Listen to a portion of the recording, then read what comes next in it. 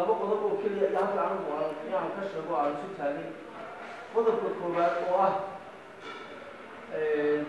inta aan taageersanay haddaan wahay dhalinyarada reer xanuun anigu kulley oday baan haydee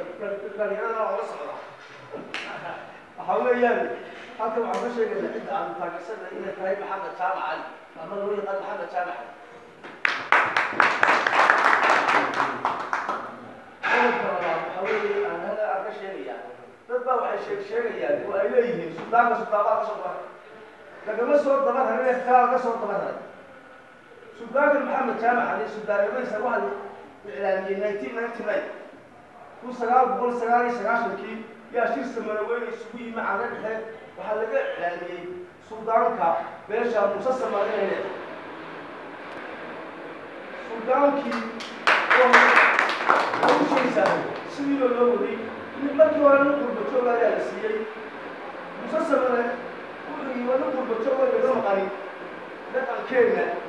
waxaa loo madax dhaqameed hawlo badan buu leeyahay nin qurbajoog madax dhaqameed loo qaban karaa waa mayno waxaa weeye suldaankii waa suldaankii maytina la iclaamiyey weeyaan in la shaaciyey